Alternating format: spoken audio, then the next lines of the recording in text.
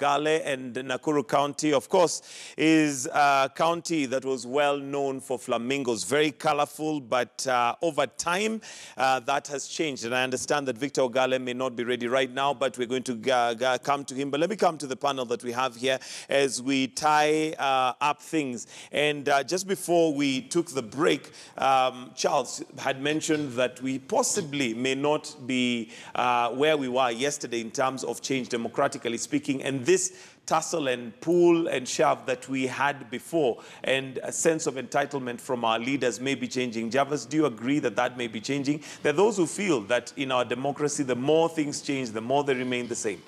Well, you see, things are not and will not remain the same. Remember, just on the eve of the election on 25th, there is the opposition, NASA, that birthed another baby. And that is the National Resistance Movement. The NRA. Yes. Yeah. And it would be foolhardy to imagine that NASA would have birthed that movement so that it can be cremated by the outcome of this election. Not even possible, not even close. In fact, we must not even enthuse ourselves with some superficial kind of satisfaction that upon the announcement of the final results by Chebukati, that the nation will resume its calmness and then settles, and then now we move forward, thanking ourselves for being more democratic. Far from it. If we do that, then democratically we'll be dead, and even by way of our senses. And there's nothing as worse or as useless as administering medicine to the dead. It will not even help us. It is now for us to realize that as Chebukati has announced that voting did not take place in some parts of the country and that they have given tomorrow to go and vote there, of course we know no voting will take place there. And NASA will be sitting like hawks watching what happens on 28th in the Nyanza region.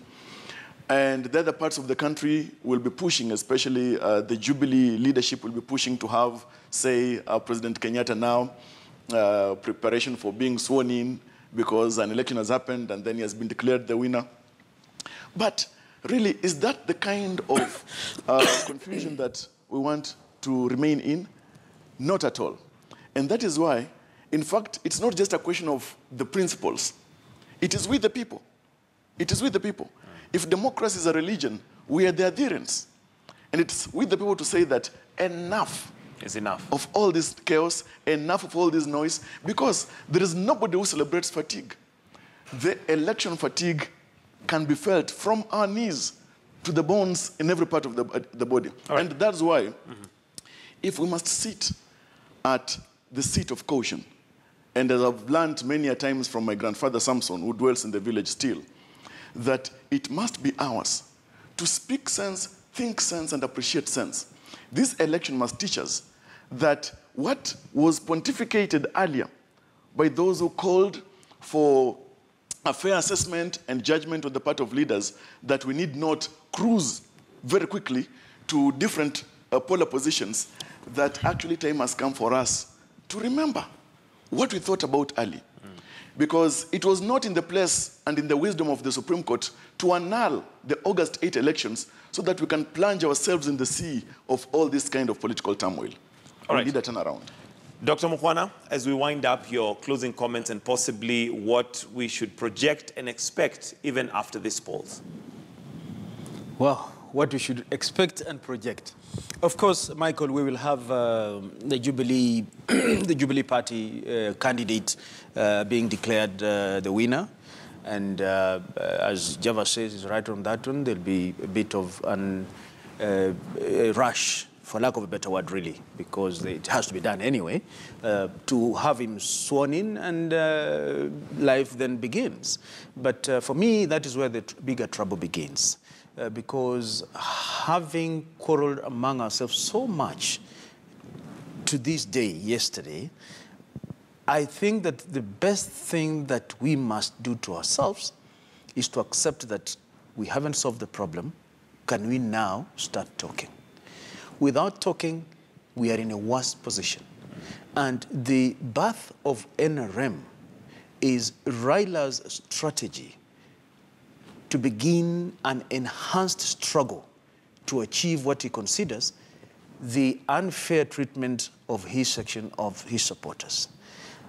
If you have studied Raila Odinga, the enigma of Kenyan politics, we are in for what we don't even know going ahead. And President Uhuru Kenyatta is better advised to begin, immediately he is sworn in, to begin engaging Raila so that we can have one country. Nothing short of a direct engagement with Raila will put this country back to where we are supposed to be. For fellow Kenyans, my condolences to those brothers and sisters. I think they were all men who were killed yesterday in Kisumu, and this should not happen.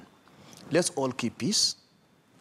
Whichever stand we take, we must respect each other and pray that our leaders lead us in the right direction. Because after all, even as Java says, that we should say no to these leaders, yesterday proved that the bulk of us actually follow what our leaders say. So let's pray to the Almighty that our leaders see sense and wisdom, that the direction that they take us is one that will leave this country united, peaceful, and harmonious. All right. Thank you, Charles. Your closing comments. Yeah, I think, Mike, where we are, we find ourselves in a circle. We've been going around in a circles for a very long time. And the reason why we've been doing this is because we've always elevated individuals and leaders over the state in the name of dialogue. Now, even laws and our constitution itself was made with individuals in mind, correcting the ills of one person and not thinking about posterity and the future. So for me, if there is anything that we need to do as a country going forward, starting now, is not to engage individuals in order to pacify prevailing political conditions. This election should give us a byproduct where we now sit down as a country and look at our model of governance up to posterity without even thinking about these two leaders. Because the moment we say it's about Uhuru Kenyatta and Raila Odinga, remember that 10 years down the line, they may not be in our leadership. But we'll have put in place systems and reforms and laws that were going around them, which will then become redundant and flawed in that time. So we need to sit down as a country, if we need to, and look at our system of governance while the sun shines. Because I think the problem with Kenya is that we wait too late. When elections are around the corner, then we start talking about reforms. At that time, people are blinded. The lenses with which they perceive issues is that of politics.